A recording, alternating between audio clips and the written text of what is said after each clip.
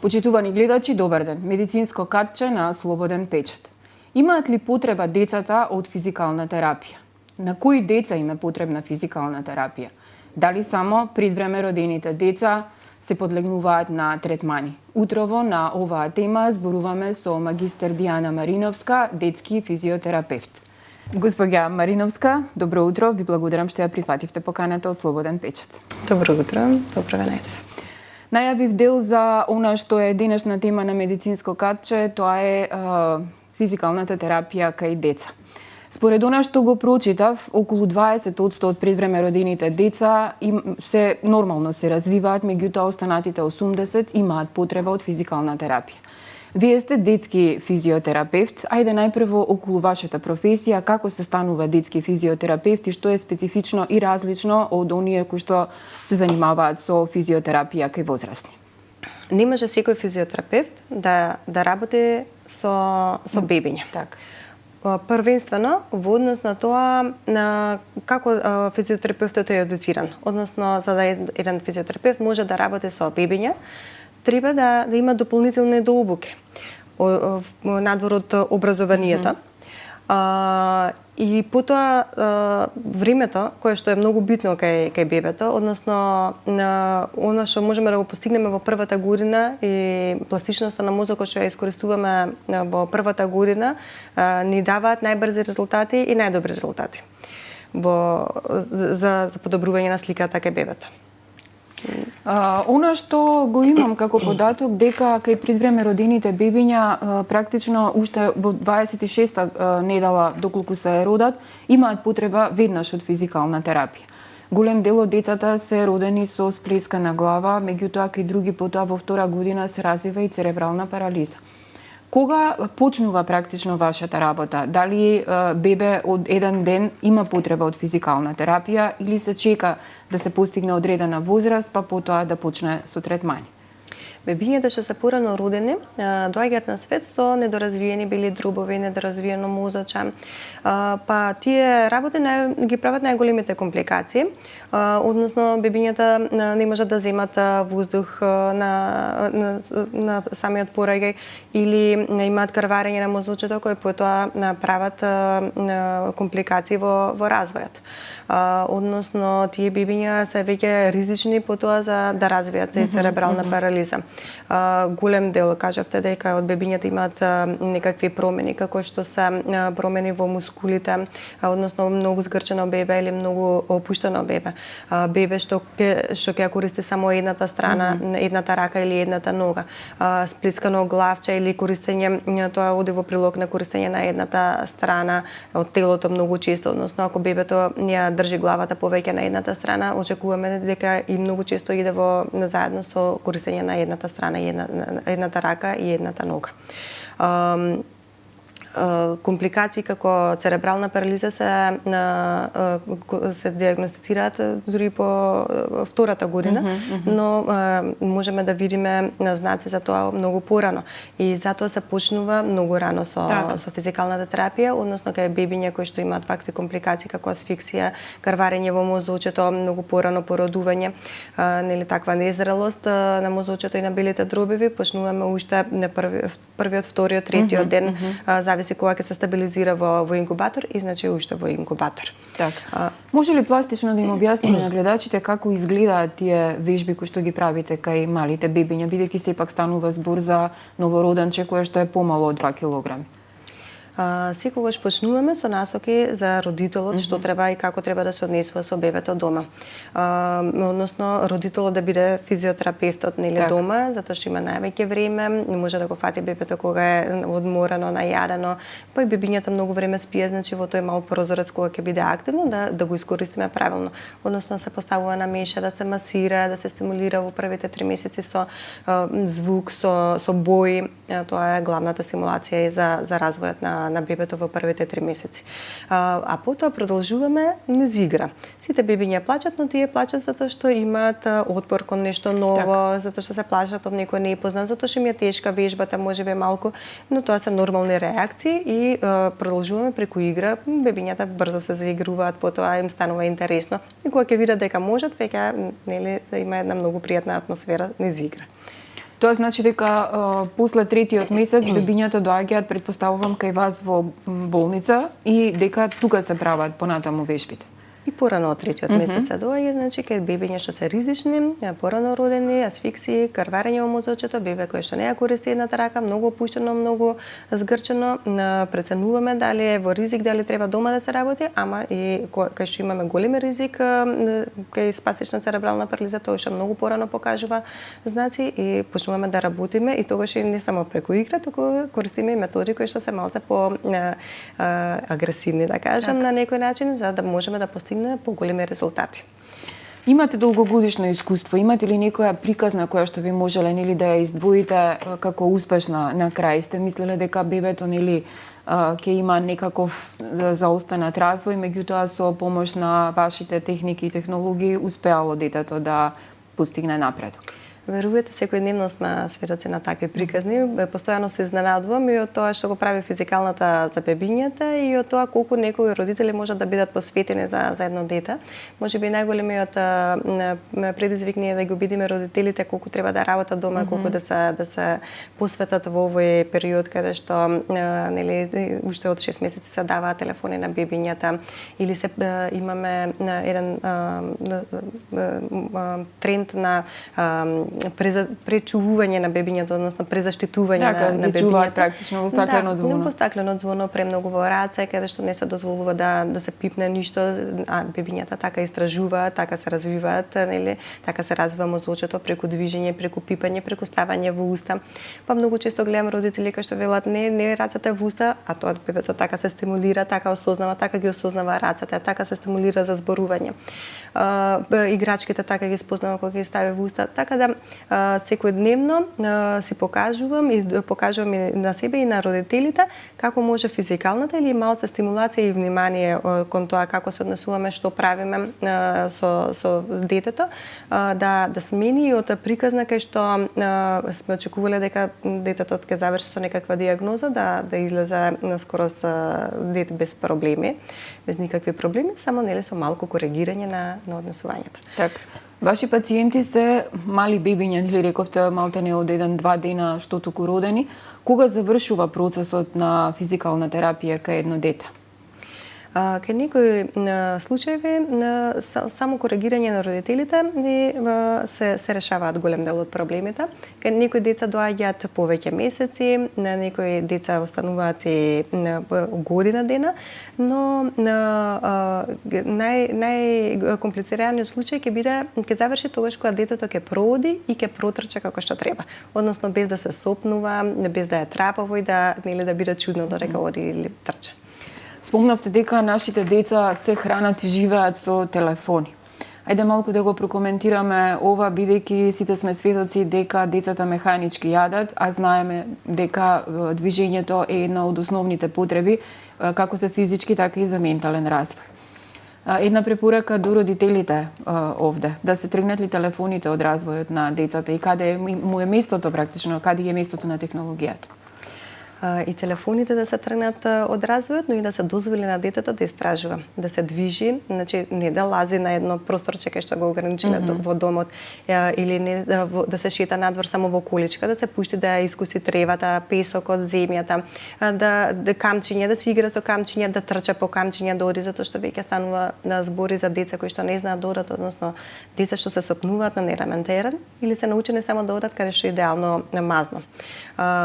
Така и деца кои што се научени да се однесуваат само во домашни услови, а надвор не знаат да се однесуваат заради тоа презаштитување на децата. Не знае да се лизга на лизгалка, се плаши да се пушти по лизгалка, се плаши да се лула, се плаши да се качи на дрво, да трча, ќе се испотиш или не трча, ќе се испотиш, не се качува, ќе паднеш. Но сите тие движења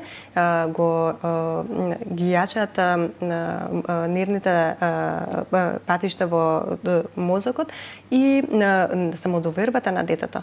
Јас можам да се качам на дрвото, нели може некогаш ќе паднам, ама следниот пат веќе јас ќе размислувам како да не паднам од дрвото. Тоа е се поврзано значи со мускулите, работата на мускулите и на мозочето. Многу често веќе имаме дечиња кои што доцнат во развојот и со доцнењето на развојот веќе покажуваат и некои знаци на аутистично однесување, односно флапинг, кружни движења,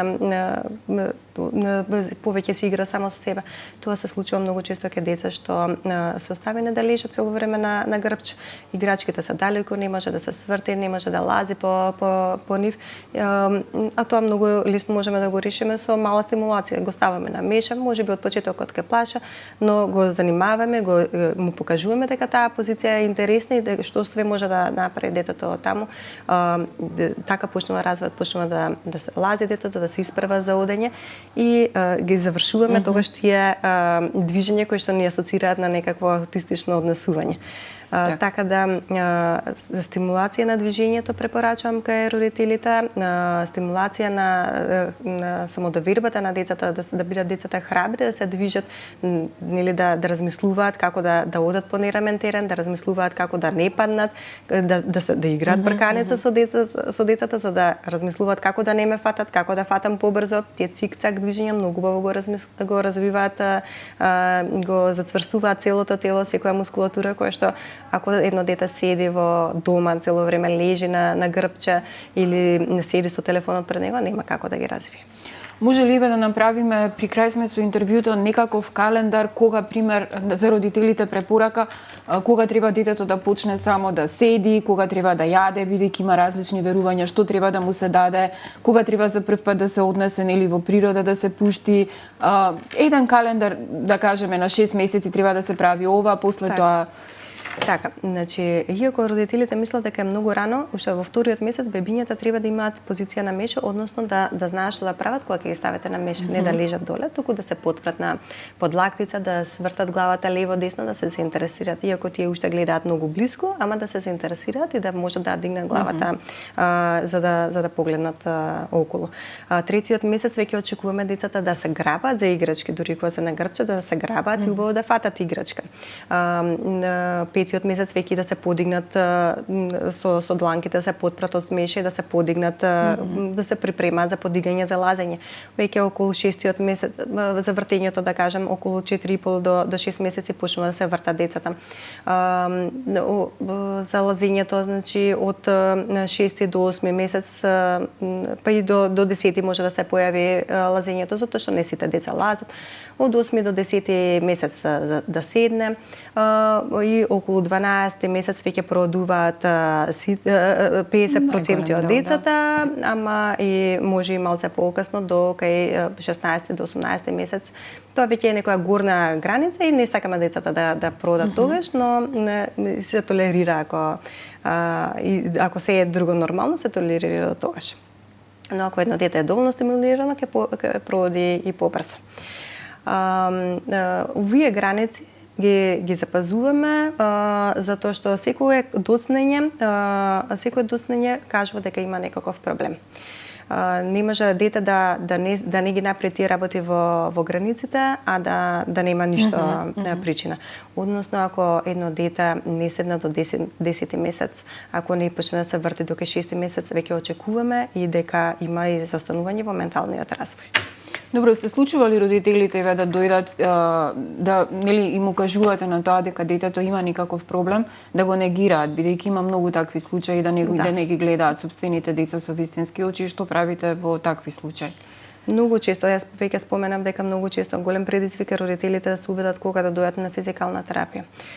Го гледаат како нешто страшно, го гледаат како дефинитивен проблем. Но јас веќе споменав дека некогаш многу лесно ги решаваме работите со неколку вежби дадени за дома, со неколку насоки како да се однесувате дома со децата, затоа што стварно постои еден тренд на пречувување на децата и овие насоки се добродорени. Да, претходно родителите не ги носеле, бабите наши и дедовци не ги носеле децата на физикална терапија, но сега веќе имаме зголемен тренд на деца со аутизам, нели, кои што секогаш доцнат во развојот. Нема дете со аутизам кои што не доцнало во развојот. Значи можеме на почеток веќе да почнеме да стимулираме и да го спречиме или да го минимизираме тој степен, да.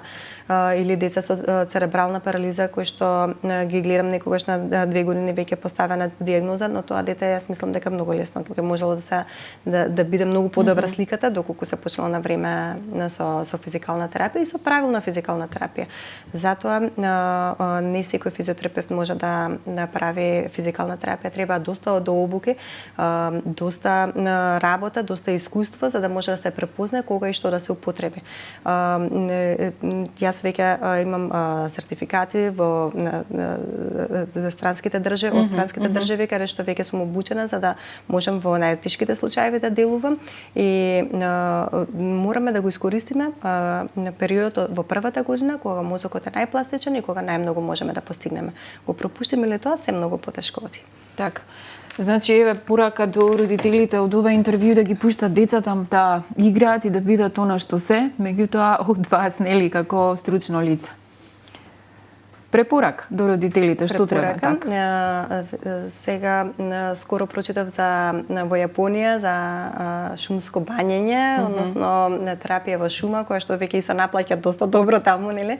Односно терапијата што може детето во природа да ја добие како стимулација, звуците, надворешната средина, сонцето, ветрот, па и дождот, треба децата да се изнесуваат надвор за да може да се стимулира од секакви стимулации да почувствува, нели?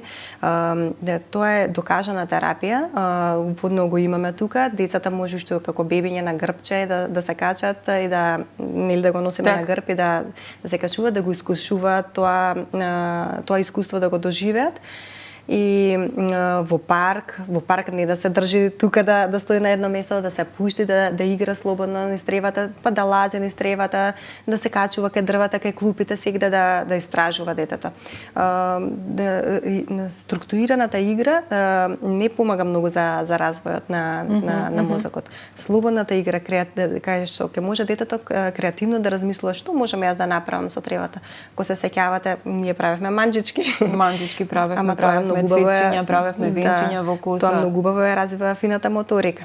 Одењето по трева, по песок, тоа супер развива. Има многу деца кај што сега на овие родители што доаѓаат тука и што детето им е пред проодување, им кажувам сега кога ќе отидете на одмор, го пуштате по песокот и со гаранција ќе проводи затоа што таму многу убаво се сензорно се стимулира детето, стапалото се стимулира детето, е малце подцврсто со одењето по песокот и неколку дена вежбање ќе се проводи. Така. Ајде за крај на интервјуто, дали е овој тренд на пречувување, неколку пати спомнавме во интервјуто, на деца балкански, македонски, или е ова секаде вака по светот, бидејќи имате доста сертификати надвор од држава?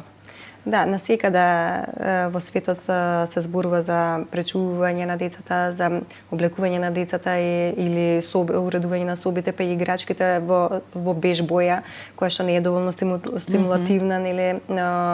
Сега во Германија слушнам веќе како зборува и за деца што ова дете е растено во село. Значи добро, надворе трчано, растено, играно. Така да и таму значи се осеќа тој тренд на живот во град, на структурирана игра, односно децата кај ги носиме по активности, а треба да имаат наместо да имаат слободна игра и креативен ум. Така. Ви благодарам за гостувањето во Слободен печат. Се надевам дека гледачите ќе извлечат барем нешто позитивно во однос на одгледувањето на нивните деца и дека нема да ви бидат пациенти, нели, секако на крајот на денот. Вие, почитувани гледачи, останете со програмата на Слободен печат, следете го нашето веб издание и очекувајте го издавањето на нашиот весник. Ви благодарам за вниманието.